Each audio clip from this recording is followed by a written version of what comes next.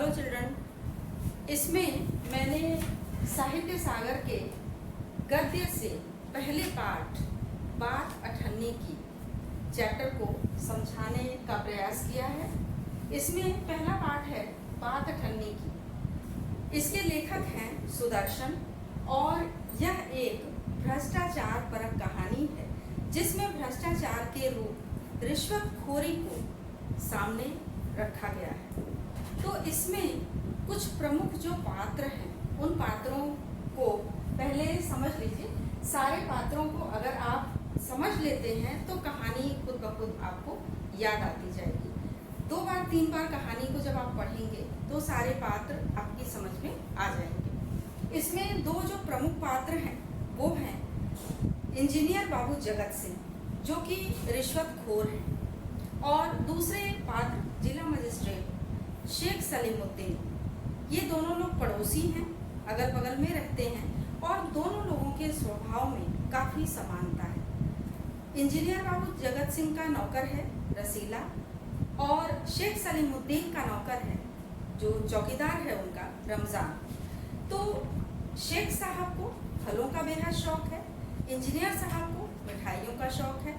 अगर प्रश्न किया जाता है कि दोनों लोगों में क्या समानताएं हैं तो दोनों लोगों में ये समानताएं हैं कि अपने नौकरों को वो प्रारंभ में तो बहुत अधिक आदर सम्मान देते थे और दोनों लोगों के चरित्र में रिश्वतखोरी बसी हुई थी और दोनों ही लोग किसी भी व्यक्ति को फंसा करके उससे रिश्वत के पैसे वसूलना अच्छी तरह से जानते थे। लेकिन बाद में जब उन्हें रिश्वत लेने के बाद जब ये लगा कि उनका नौकर जो है सिर्फ एक अठन्नी ले लिया है, बाबू जगत सिंह ने उस अठन्नी के लिए अपने नौकर को जेल तक भिजवा दिया और जिला मजिस्ट्रेट शेख सलीमुद्दीन ने अपनी ही अदालत में उसको 6 महीने की सजा भी दी। तो इसमें आपके सारे पात्रों का परिचय जो है लिखा हुआ है। इसमें कहानी प्रारंभ होती है कि रसीला इंजीनियर बाबू जगत सिंह के यहाँ नौकर था। उसका परिवार गांव में रहता था जहाँ की उसके बूढ़े पिता थे, पत्नी और 3 बच्चे थे। तो जो कुछ भी पैसा वो पाता था, 10 रुपये उसकी तनख्वाह थी और वो पूरा पैसा गांव भेज देता था। उसे इंजीनियर साहब पर बहुत विश्वास था कि वो उसे बहुत आदर सम्मान देते हैं। एक आध बार उसने उनसे अपने तनख्वाह को बढ़ाने के लिए भी कहा था, लेकिन इंजीनियर साहब ने उसे साफ तौर पर मना कर दिया था और कहा था कि जहाँ भी उसे अधिक पैसे मिलें वो जा सकता है। रसीला ये सोच करके चुप रह जाता था कि यहाँ की तरह से मान सम्मान जो है और कहीं नहीं मिलेगा। पैसे शायद यहाँ से कुछ ज़्यादा मिल जाए, लेकिन मान सम्मान जो यहाँ पे है एक नौकर के रूप में वो दूसरा कहीं हो सकता है कि ना मिले। पड़ोस में शेख सलीमुद्दीन साहब रहते थे जो कि जिला मजिस्ट्रेट थे। दोनों ही लोगों में यानी कि इंजीनियर साहब और जिला मजिस्ट्रेट साहब में शेख सलीमुद्दीन साहब में आपस में बहुत बनती थी और दोनों लोगों के नौकरों में रमज़ान जो कि चौकीदार था उसमें और रसीला में भी आपस में बहुत अधिक मित्रता थी। तो शेख साहब को फलों का शौक था, इंजीनियर साहब को मिठाइयों का। नौकरों को जब मिठाई और फल मिलते थे तो दोनों ही आपस में एक दूसरे से मिल बांट कर खाते थे। एक बार रसीला बहुत ही चुप था। रमज़ान ने उससे कारण पूछा। उसने बताया कि गांव में बच्चे बीमार हैं, उसे कुछ पैसे घर पर भेजने हैं। रमज़ान ने उसे सलाह दी कि इंजीनियर साहब से वह कुछ पेशगी ले ले, अर्थात कुछ एडवांस में पैसे उनसे अपनी तनख्वाह के मांग ले। लेकिन उसने कहा कि मैंने मांगा था लेकिन इंजीनियर साहब ने मना कर दिया। अब रमज़ान ने उससे कहा कि वो कुछ देर बाहर इंतज़ार करे।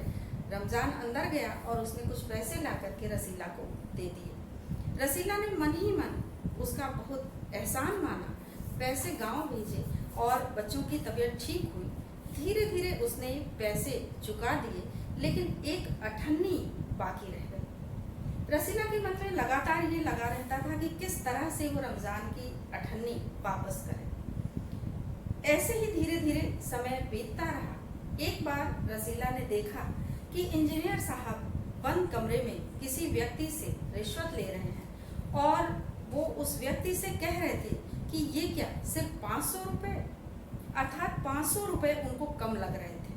रसीला ने जब ये बातें सुनी, उनको इंजीनियर साहब को था कि उनका काम कराना है, जिस व्यक्ति का काम कराना था उस व्यक्ति ने केवल 500 रुपये दिए। इंजीनियर साहब को लग रहा था कि बहुत कम रकम है, काम कराने के लिए उन्हें और अधिक रकम चाहिए थी। रसीला ने इन बातों को जब सुना तो उसे लगा कि आज तक इतने पैसे उसके हाथ में आते रहे सामान वगैरह ले आने के लिए, अगर उसने इन पैसों में से कुछ बचाया होता तो शायद उसके पास भी इस समय बहुत पैसे होते। उसके मन में ये आया कि बड़े बड़े घरों में रहने वाले ये लोग इस तरह से रिश्वत लेते हैं और ये बेचारे नौकर कभी भी 2-4 आने भी सामान में से नहीं लेते हैं, यानी कि नहीं बचाते हैं अपने लिए, झूठ नहीं बोलते हैं, ईमानदारी से काम करते हैं। तो उसके बाद वह रमज़ान से मिला और उसने इन सारी बातों पर रमज़ान से चर्चा की। रमज़ान ने उसे बताया कि तुम्हें सिर्फ ये लगा कि 500 रुपये रिश्वत ली जा रही है, हमारे यहाँ तो जो जिला मजिस्ट्रेट साहब हैं शेख सलीमुद्दीन साहब, उन्होंने तो 1000 रुपये रिश्वत के लिए है। अब दोनों नौकर इस बात पर चर्चा करते हुए अपने अपने घर गए। अब कुछ समय के बाद इंजीनियर साहब ने रसीला को कुछ पैसे दिए कि जाकर के मिठाई ले आए। उसने मिठाई खरीदी और एक अठन्नी उसमें से बचा लिया। अठन्नी बचा करके उसने रमज़ान को पैसे दे दिए, उसका ऋण उतर गया। लेकिन इंजीनियर साहब ने जैसे ही मिठाइयाँ देखी उनका माथा ठनका और उन्होंने रसीला से पूछा कि क्या ये पूरे 5 रुपए की मिठाई है? तब रसीला ने बताया कि हाँ। अब उसके बाद इंजीनियर साहब को इस बात पर बहुत क्रोध आया और वो रसीला पर काफ़ी क्रोधित हुए। उसको लेकर के मिठाई वाले के पास, हलवाई के पास गए और वहाँ पर उन्होंने ये तक पता किया कि मिठाइयाँ कितने के लिए गया था। वहाँ जब उनको पता चला कि इसने एक अठन्नी बचा ली है तो उन्होंने उसे मारा पीटा और पुलिस को ले जा करके सौंप दिया। उन्होंने सिपाही को 5 रुपये रिश्वत के दिए और कहा कि इससे सब कुछ उगलवा लेना। एक अठन्नी के लिए 5 रुपये की रिश्वत उन्होंने दे दी, लेकिन एक गरीब को एक अठन्नी के लिए क्षमा नहीं किया। तो शेख साहब की अदालत में उसको सज़ा सुनाई गई एक अठन्नी की चोरी की और 6 महीने की सज़ा रसीला को हुई। रमज़ान इस बात पर बहुत क्रोधित हुआ, लेकिन वो कुछ कर नहीं सकता था। वह घर आया, दासी ने पूछा कि रसीला को कितने महीने की सज़ा हुई या रसीला के साथ कैसा इंसाफ हुआ। उस समय रमज़ान ने क्रोधित होकर के उससे बताया कि 6 महीने की सज़ा हुई है। नौकरानी ने ये तक कहा कि ठीक है, ऐसे लोगों के साथ ऐसा ही होना चाहिए। लेकिन रमज़ान के मन में ये चलता रहा कि बड़ी बड़ी कोठियों में रहने वाले ये लोग इस तरह की रिश्वत लेते हैं, 1500 की रिश्वत लेते हैं और लोगों को पता तक नहीं चलता है। और एक अठन्नी की चोरी के लिए एक गरीब को आज 6 महीने की सज़ा हो गई। तो जिस समय इन बड़ी कोठियों में रहने वाले लोग चैन की नींद सो रहे थे, उस समय रसीला जेल की अंधेरी कोठरी में बैठा हुआ अपने एक एक दिन गिन रहा था कि धीरे धीरे उसके 6 माह पूरे हों और वो वहाँ से रिहा। तो ये थी कहानी बात अठन्नी की, जो रिश्वतखोरी पर आधारित है। आशा है ये कहानी आप लोगों की समझ में आ गई होगी और इससे संबंधित प्रश्नों के उत्तर भी आप आसानी से लिख सकेंगे।